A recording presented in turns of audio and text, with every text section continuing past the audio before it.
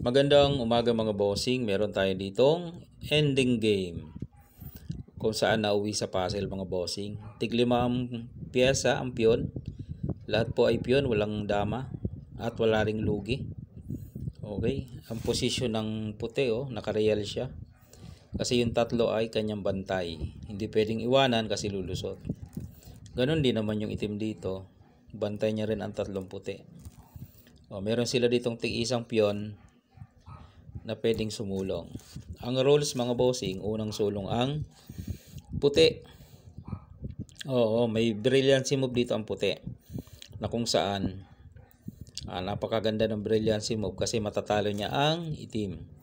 Pero bago ko ipakita yung brilliancy move ng puti, ipapakita ko rin kung saan naman matatalo ang puti kapag mali ang kanyang sulong, ang key move. Okay? Dito ko ipapakita sa page nating mind blowing kasi ginagaya ang aking puzzle doon sa kabila. Okay, sana kung gayahin yung puzzle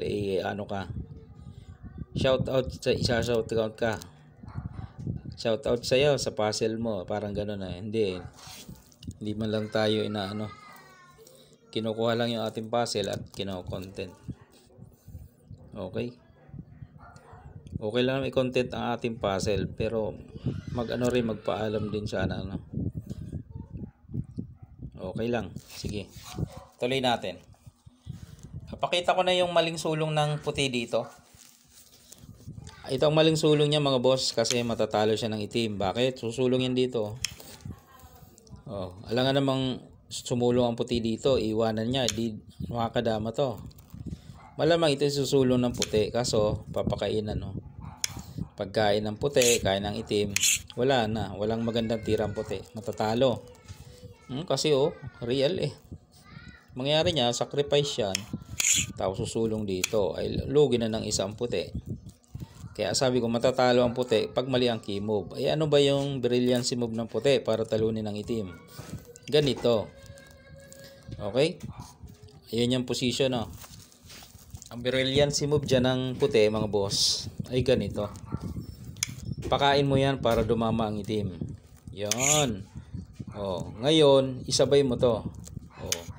Hindi yan pwedeng kainin itong puti. Ng itim itong puti. Bakit? Kasi merong kaing dalawa. Ayan obligado ang dos. Kakain yan Kaya nga sumabay dito ang puti kasi obligado ang dos. Yan kakainin dalawa. Ayun. Ngayon, kakain ng puti, dama siya. Dyan, 3 versus 2. Kayang talunin yan mga bossing. Isa-isay natin kasi pwede siya dito, pwede siya dito, pwede siya dito. Kapag dito siya, dito ka na agad. Para makuha mo na yung linyang yan. Yung dalawa na yan, mabantayan mo, okay? Talo yan. Ngayon, balik ko lang. Paano kung ito? Dito ka naman.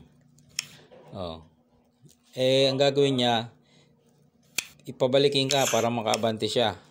Yung bantayan mo doon. Bababayan. Isulong mo na yung piyon mo. Hanggang dyan lang yan susulong. Hindi man pwedeng dito kakainin. So dito siya. Ilock mo lang yan. Abante ang piyon niya, abante mo rin. Pag abante ng kanyang piyon, dito ka lang. Dito siya. Yun, ilagay mo yung dama mo doon para kung dadama siya, papakain mo. Ay, syempre, hindi mo na idadama. Ito mo na gagawin niya. Balik ka doon. Pag pinakain, sagad mo lang gandulo. Sagad mo gandulo, para pag dama niya, di ba? So, ang ginawa, dito muna. Di, doon ka na. Sagad mo ulit sa dulo yung dama, no choice siya ngayon. Pag pinakain, talo.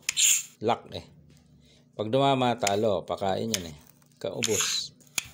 Ayun. Balik natin yung position. Kaya matatalo siya dyan kahit tatlo yung natira.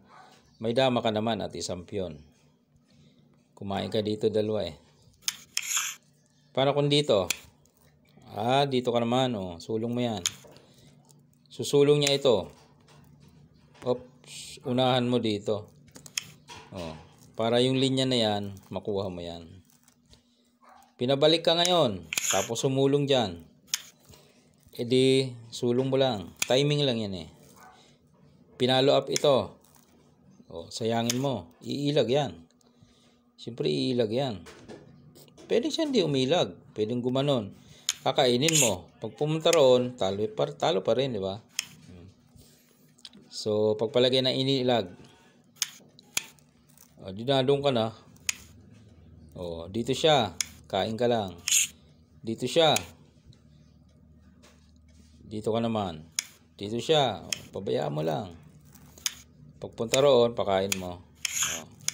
O. Okay, napakagandang brilliancy move mga bossing. Ang tawag sa ganung technique ay yung sabay. Ha? Sabay. Oo. Ginagawang technique yan, yung sabay. Sacrifice move, saka kasabay. Yan. Di ba? Yun naman ang rules eh. Kung ano yung maraming kain, doon siya kakain. Kain dalawa, dama ka. Di ba? Dito siya. O di dito ka naman.